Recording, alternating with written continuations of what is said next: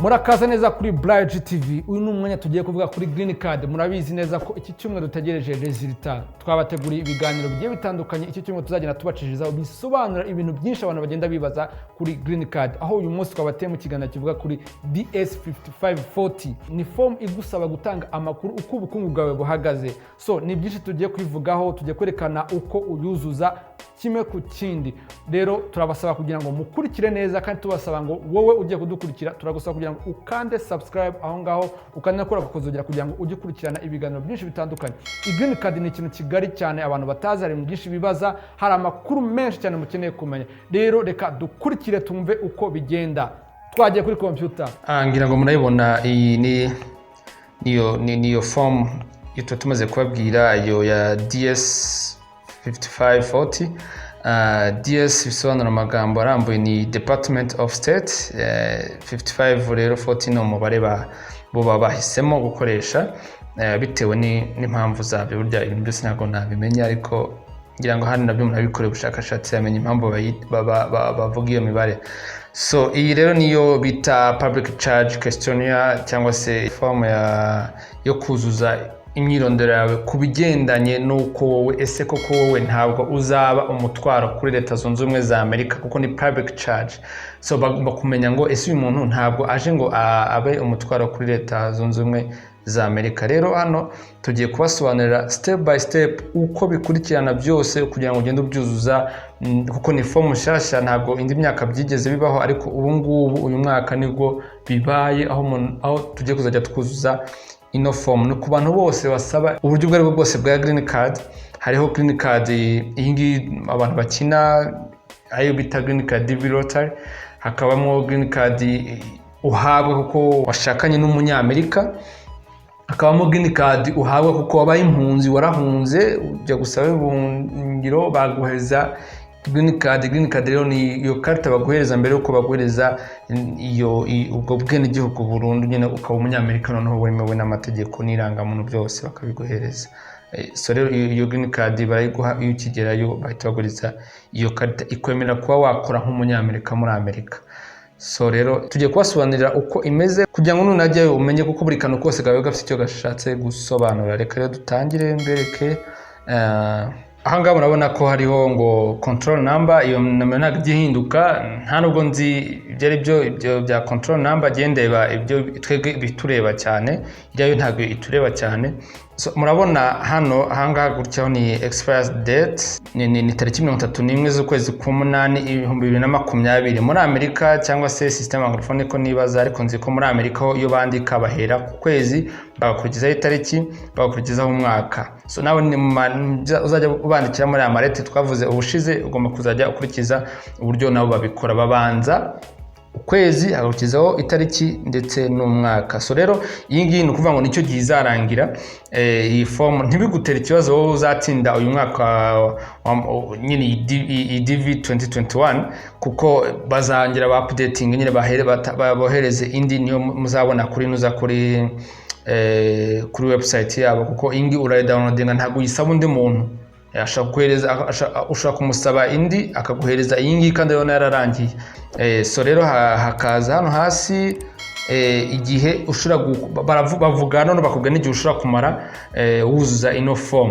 Baguha amasaha 4 n'igice, ni 4.5 hours. Nuvuga ngo amasaha 4 n'igice, nuvuga ngo ni amasaha 4 n'iminota 30 byibura ushobora kuba wujuje. Ngiye impamvu bagira igihe kirekire nuko ni ibintu ugomba kuzuza witonze, ugashiramo information wizeye neza. Apana ibyo kuzuza kuvuga ngo ahangaho naribeshye nibi. Ugomba gushiramo ibintu uzi neza, uri sure.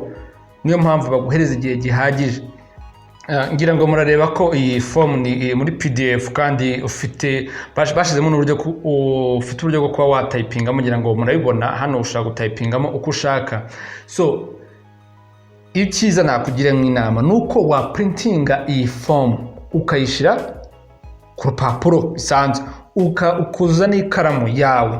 Wamara kuza n'ikaramu uyirangije ukabona kujyaho, noneho ugatangira kuzuza ukoresheje imashini, ugenda wuzuza ibyo wanditse ku rupapuro kugira ngo utibeshe. Urwo rupapuro ruba nka brouillon. Nurangiza kuzuza n'ikaramu yawe ubone kujyana muri machine, ujye kuri machine noneho wandike bisanzwe ni machine, numara kubyandika wibyohereza kuri KCC. Irango nabwiye ushize KCC cyari cyo KCC ni Kentucky Consular Center. So no kuvuga ngo ntabwo ugomba koherezaho kuri iyo email yawe, urayifata ukayiprintinga hanyuma ukayizayijyana hehe kuri interview. Irakenewe ingi ikeneye kuri interview, ugomba kuzaba uyifite kuko niyo KCC ntabwo bakeneye ibingibi. Byo bakeneye ni ibyo byiranga muntu, passport, DS-5540 n'ibindi bipapuro byinshi bigiye bitandukanye. Urabibona nyine umaze barabikwaka bavuga dukeneye ibi n'ibi byangombwa bigiye bitandukanye, za diplome n'ibyo baba bakeneye. Ntabwo bakeneye iyi form ugomba kuyitwara ku munsi wa interview, nibwo iba ikenewe ukayibika neza. Iyi form ifite part 9.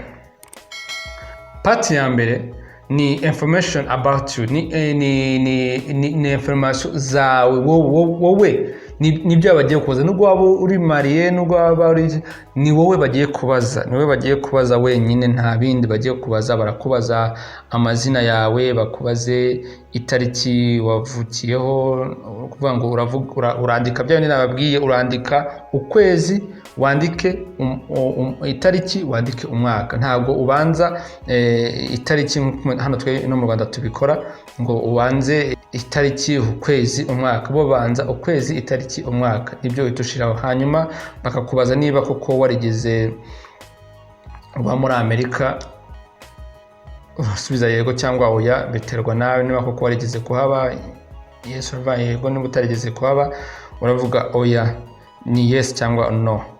Hakazaho ni part ya gatatu. Kuri part ya kabiri baravuga ku by'ubuzima, niba ufite ubwishingizi bw'ubuzima bwawe. Iyo bavuze health insurance bavuga hari amayinaha cyangwa se mituwele cyangwa se ibindi. Nicyo kintu barimo barakubaza. Rero wavuze ngo sinigeze mba muri Amerika cyangwa se ngo siho mba, kuko nibyo uri kuzuza, wanze ukavuga ngo urayifite deja wabubeshye. Ahangaha ikintu basubiza no, ntayo mfite muri Amerika, kuko ntabwo bavuga ngo urayifite. Kuko hano ikintu mbabwira muzirinde kubeshya. Ahangaha muri ngi bya muri embassy, wibeshye gatoya bahita bakuvumbura, kandi bakuvumbuye nta n'imbabazi baguha, bahita bagusubizayo. So ahangaha ugomba gusubiza no. Hano barakubwira ati niba wasubije yes,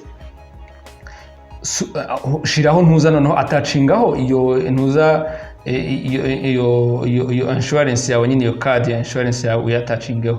Kandi ntago uraba wemerewe gusubiza iyi part 3. Ahubwo noneho bagatavuga bati niba wasubije no, urasubiza noneho kuri iyi part 4, urayisubiza n'iyi ntuza n'iyi 4A, naho urasubiza kuko ni ikibazo kikureba. Uyu nguyu wasubije yes, ikibazo cyo ntabwo kimureba wowe, iki kibazo ni wowe kireba. Iki ngiki cya 4A hango babaza ngo will you be covered by health insurance in the United States within 30 days of your entry into the United States. Niho wowe ugomba gutusubiza. Icyo gihe rero urasubiza yes, kuko ntuvuga ngo no. Nabwo reka mbikubwiza ukuri, nuvuga no barahita bagusubizayo. Ntabwo umvuza ugiye kuba umutwaro kuri kiriya gihugu, nta insurance ukeneye. Umva ntushoboye no kuyishura mu yandi magambo, kuko hari insurance urayishura. So rero iki gihe uravuga ngo yes. So rero ndaza kubereka hasi, kuko hari ubwo bakubaza nyine n'ibindi bitandukanye kubigendanye n'iyo yes. Ko nana bahita bakubaza ngo if you answer yes to the item A, identify the specific health insurance plan and that coverage will begin. Reka nabyo nze mbibasobanureho. Kuri iki kibazo rero hangaba bakubaza noneho ngo niyihe, barashaka kumenya niyihe ushaka kuzafata. Kuko butayizi ntabwo ari huba ikintu ushobora gukora. Hanga ushaka kujya kuri Google ukagenda, wenda maybe ushaka kugenda ukandikamo temporary health insurance plans, ukareba wenda kadushireho for green card holders, ukareba izirimo iyo ushobora kuba waza kuzamo hangaho ko ariyo ushobora gufata nyine muri iyo insurance ushobora gufata ugeze muri Amerika.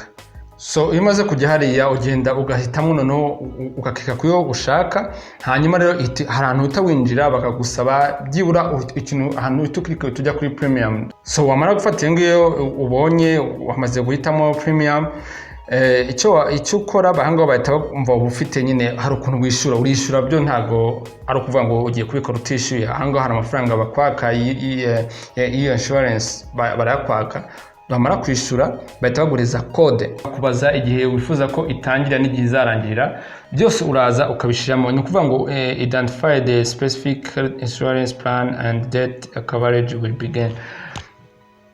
Uraza ukabishiramo ahangaha aho munsi ukabyuzuzamo kuko harimo umwanya wo kubyuzamo ukazitanga izo details zose.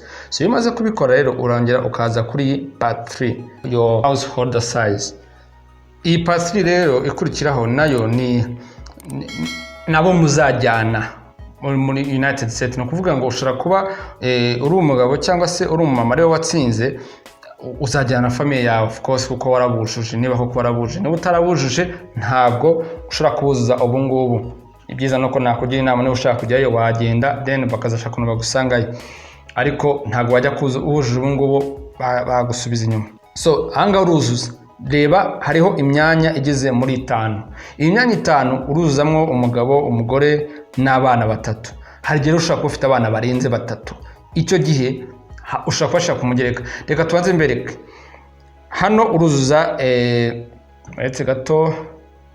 Hano uruzuza amazina yawe uko yanditse muri passport, ntujye guhindagura uko wayanditse. Niba warabanjije izina ry'Inyarwanda wakuze izina ry'Izungu, nuko nyine bimeze.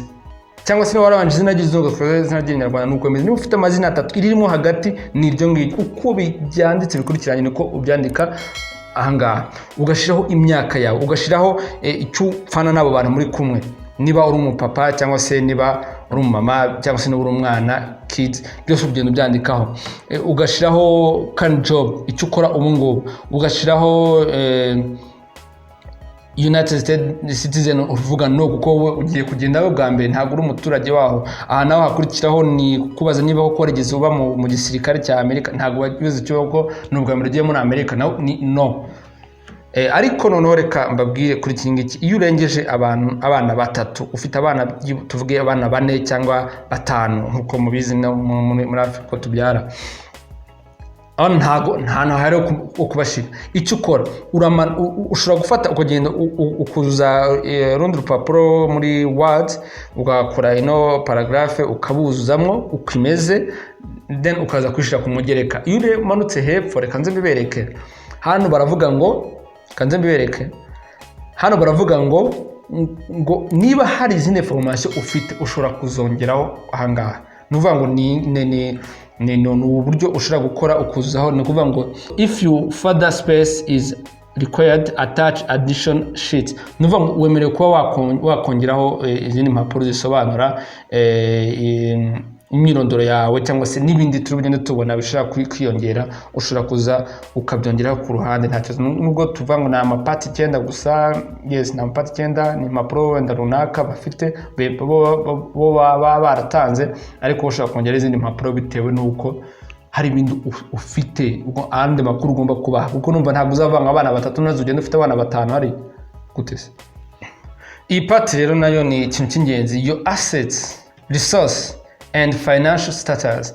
Ni ukuvuga ngo ni biragendana na experience y'akazi. Niyo bavuze ko usanzwe ukora, so biragendana n'iyo experience y'akazi rero ufite. Ariko hano barimo baravuga ibya USA, ni list below all USA federal taxes returns you have filed within.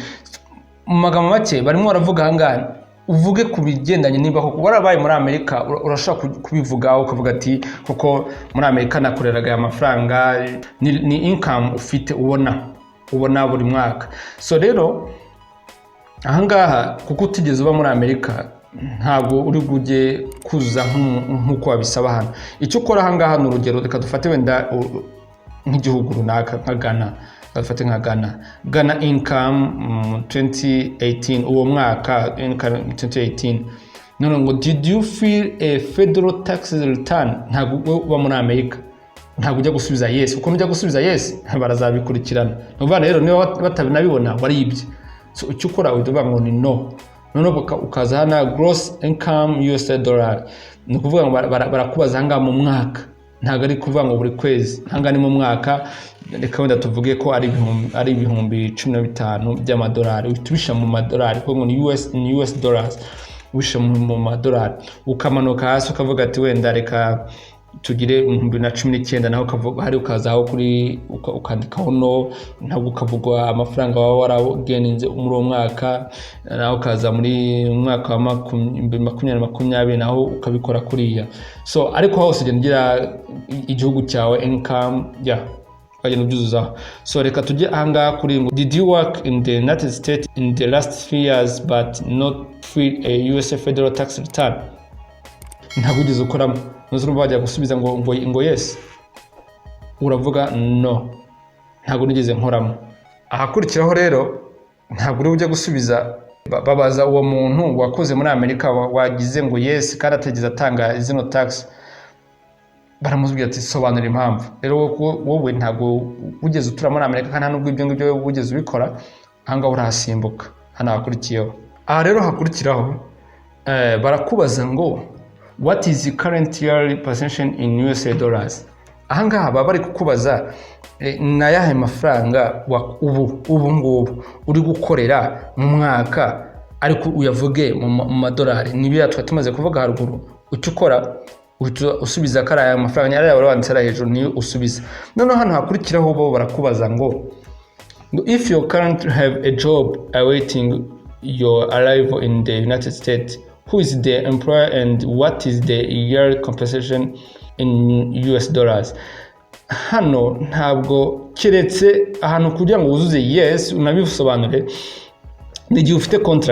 contract ihari ubizi kari ibintu biriyo apana byo kuva ngo umuntu ngo yakubwiye ngo giye ngo nugera hano kabisa ngo zata ngushakira akazi ibyo ngibyo ntabwo ari rwose ntabwo bisobanutse no kuvuga ngo gufata nk'umubeshi uri kubeshya wowe bishobora guteza ikibazo rero bituma uvuga ngo dollars tandikaho 0 cyangwa se wandikaho ENI nyine uhakana uvuge ko ntabwo wowe wigeze ujya nta kazi ufite nta kuteganya kubona muri Amerika nubwo kuko ugezeyo icyo bagusaba no gushaka akazi ariko uvuga ngo nta kazi mfite muri Amerika ubu ngubu yani icyo biba bisobanura ntabwo yavuze ko utazakora nugerayo uvuga ngo uyu munsi ubu nta kazi mfite ntabwo ujya kuvuga ibintu nta contract ufite isinye ahangaha kuri ntuza barakubaza income noneho ufite ushobora kubona uzakomeza kubona nyuma yo kugera muri Amerika ngo list below an income not listed above that you will continue to receive after you arrive in the United States ni income uzakomeza kubona numara kugera muri Amerika itandukanye niyo wavuze haruguru kuko wavuze haruguru ni umushahara uri kubona so hano rero nihe income uzakomeza kubona n'urugero bagahita batanga urugero hari ushaka kubukodesha ushaka ufite stock y'ibintu bizakomeza kuguha hari ibintu byinshi harimo cyangwa se wenda ufite abantu bazakomeza kuguha amafaranga wenda bitewe n'amasezerano mufitanye so nibyo ugenda noneho ukavuga hano ukavuga ati byibura wenda kuko ubuzi ngo mu kwezi wenda mbona aya mafaranga niba nkodesha inzu wenda inzu bankodesha 200 ku kwezi hari amafaranga 200 mbona buri kwezi ubwo no kuvuga ngo ku mwaka ni hafi miliyoni 2,400 miliyoni 2,400 ushaka kuvuga uti okay mu mwaka nshaka kuzajya mbona wenda ibihumbi 2,400 katuvuge gutwera kari 2,400 ku mwaka wenda reka dufate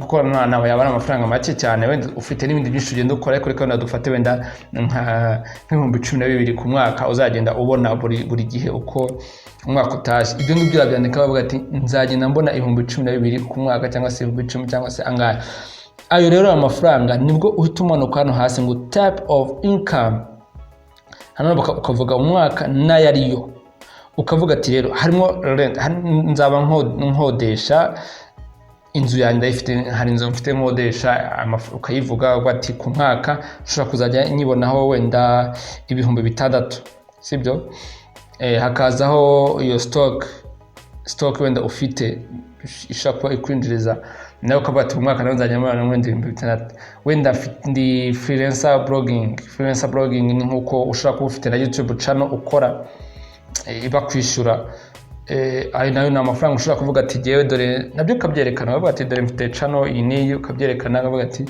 nayo irangiriza amafaranga gutya nabyo ukabyerekana uburyo kwinjiriza amafaranga ibi byose ukagenda ukabisha none ukavuga ati toto ni aya mafaranga niyo navuga nk'ibihumbi 12 utubaze aya ngaya ahita aba ibihumbi 12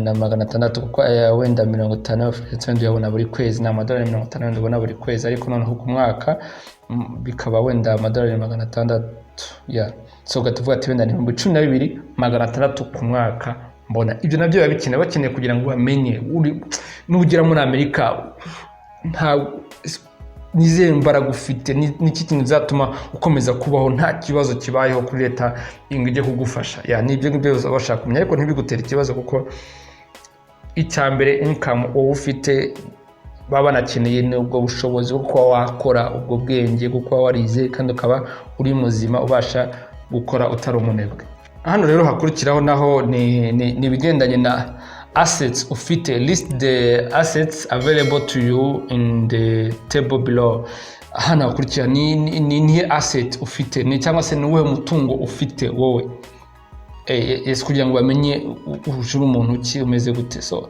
murana ko uyu mwaka byabaye ibintu buri tafu ntago ari nk'indi myaka iyi ntago bigeze bayuzuza ariko ibi ngibi hano ugomba kubyuza n'urugero reka dufate wenda ahambere baba bafite ngo ntuza ibyo ugenda uvuga umuntu kuvuga ngo hano ushaka kuvuga ati checking a bank out ufite ushaka kugenda bank ushaka kuba ukoresha uko ushaka wenda ugahita bavuga wenda iyo bank ni yihe wenda reka dufate wenda commercial bank bakavuga amafaranga uri wijya kubesha uvuga ngo hari amafaranga utafite kuko ugomba gutanga ntuza iriya historic banker ugomba kwitanga ukerekana amafaranga ufiteho hakazaho ukavuga ati wenda saving bank account ukavuga yifiteho ukazaho ukavuga ngo wenda please specify in part 8 additional information irumva niyo muri ya part ugomba kujya gusubizamo ariko hano ushaka kutivuga iyo ariyo hano ukavuga ndamufite kwanga ntago biba byari birimo ukavuga ati ndafite apartment wenda cyangwa se ndakodesha inzu mfite inzu yanjye nkodesha byose ukagenda nyine ubivuga ukagenda uvuga ibintu byinshi bigiye bitandukanye mu hano ufite just kwerekana umutungo wawe ufite ahangaha baravuga ngo list your liability or debts in the table below ni imyenda ufite reka kuko byose bagomba kuba bifite ubu ngubu isi yabaye umudugudu ushobora kugenda hariya rwose ntabwo mpamya ko bakwangira ufite umwenda kuko bavuga ati okay afite umwenda yabyemeye najye hariya turakomeza tumumbara kandi azabisha kuko ugeze harabyo nta nubwo nabasha no kubambura hari aba bafite uburyo bazagukurikirana reka dufate mortgage tufate wenda kuko mortgage ni uburyo ushobora gufata inzu ukaba ufite inzu muri nyene credit ukavuga bati ngiye kubaka inzu cyangwa se nguza inzu kuri credit urazi ko nina mu Rwanda bisigaye bihari wenda mu Hindugu sinzi niba bihari ariko ino mu Rwanda birahari ko ushobora gufata inzu kuri credit wenda tufate amadolari 100 by'amadolari nibyo ufashe ugafata wenda imodoka nayo amadolari wenda 3,000 ukora ni amount in US dollar ugafata wenda hari umwenda ufitiye umuntu personal loan hari umwenda ufitiye umuntu ukavuga ati reka wenda mufite nka miliyoni 1.5 reka wenda mbishiremo mu madolari ni icyatanu amadolari ni icyatanu cy'amadolari so wamanuka hasi wenda ugashiramo toto bikaba amadolari 1,140,500 ariko bamwenda reka dufate hano twe muri Afrika ntago abantu benshi bakunda kugira amaloni kuko akenshi usanga babifitiye n'amazu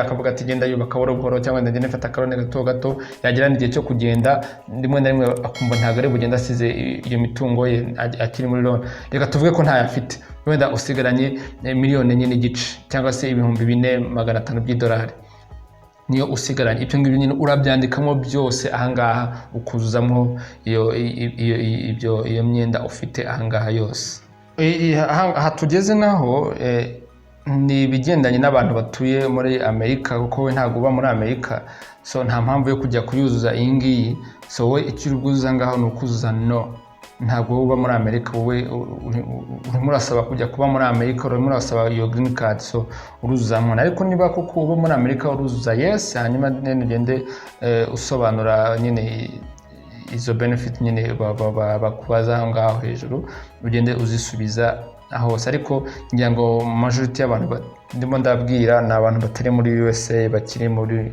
hanze USA, bashaka kwinjira muri USA kujya guturayo. So mwebwe muzasubiza no, ni ukuvuga ngo niba ngibi biri hasi ntabwo bibareba, barakomeza.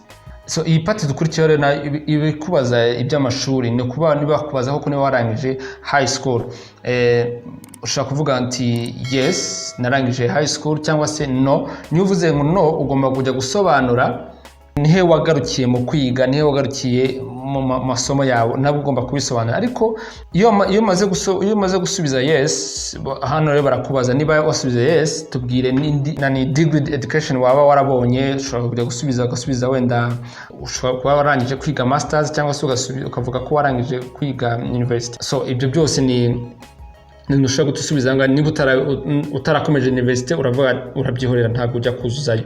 So kuranga hakurikira barakubaza ngo do you have any occupation skills?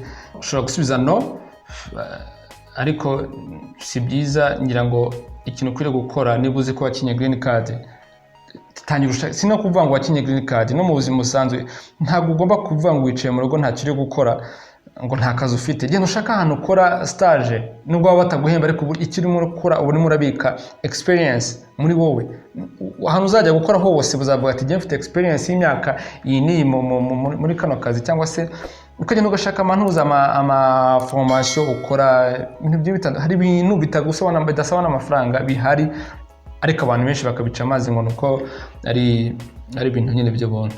So hano rero barakubaza ngo niba ufite occupation skills, uravuga yes. No bakakubaza niba ufite certification license. Iyo ngiyo niyo ugomba kwandikaho ukayivuga, niba cyangwa se niba hari ahantu wakoze ari ipapuro baraguhaye cyerekana ko mwakoranye neza. Ibyo byose ubyuzamo hano, ukavuga igihe wayiboneye, itariki ngaho biriho, ugenda wuzuza zino information zose ukazuzamo nyine ibintu byose bagenda bagusaba ahangaha, kuko ziba ari nyinshi waragiye ubona ahantu henshi hagiye hatandukanye, zose ukagenda uzuzuzamo. Umuntu waguhaye license ugomba kumushiraho, byose ukagenda ubivuga nyine. Gusa icyo nakwibutsa ahangaha baba bakeneye ni high certification, ntabwo ari total certificate batangana batandukanye. Ziba za certification ziba nyine bigaragara ko umukozi uri umuntu ushoboye gukora akazi. Ntabwo ari utuntu ushaka kuza ngo nabonye green card none barimo nasaba certificate, nyandikira certificate. Ari ibintu bigomba kuba biri approval na leta izi, atari ibintu byo gutoragura hariya ku muhanda gusa ngo uraberetse. So ahangaha ikintu baba bakubaza ese ukeneye translator cyangwa se umuntu ugufasha kuzuza iyi form. Hari umuntu wari uhari agufasha, ushobora gusubizaho yes cyangwa gusubizaho no.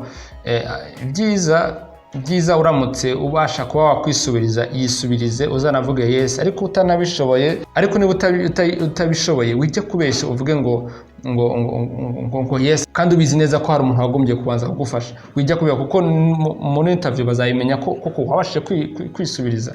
So ni byiza, ntacyo bitwaye uvuze ko bagufashije. Ntago twese tuzi indimi, icyo bakenera ni umukozi, kandi barabizi ko iyo ugeze hariya mu bintu uzanasubiza muri interview bazakubaza ese nugera urakora iki, uzababwira ati ngiye kwiga no gukora. So rero kwiga harimo no kwiga icyongereza. So rero ni byiza. Ushobora no kuvuga ati genda nifashije umuntu kugira ngo ntagire ikosa nshiramo. Ariko niba uzi ko wijurije, andikaho yes ko wijurije. Ikindi kintu kuri ibintu bya translator, ushobora gushiraho hano harabo ugomba gushiraho amazina y'uwo muntu, family name, given name ariyo first name, hakaza na middle name. Ibyo byose ukabishiraho. Hashaka ko hariyo company afasha abantu gukora translation, ariko sinzi ko ibyo bintu wajya kujya kuvuga ngo ujya gushaka ngo ko company bigufasha. Ariko bibaye ari ngombwa koko wanayishiraho ukavuga ati company yaramfashije. Translator street address, ugashiraho imyirondoro y'abo bantu hano batuye, hari ni hehe uko batuye, ugashiraho phone number na email yabo, just ukabishiraho byose. Ni afite imyirondoro y'uwo muntu wagukoreye translation.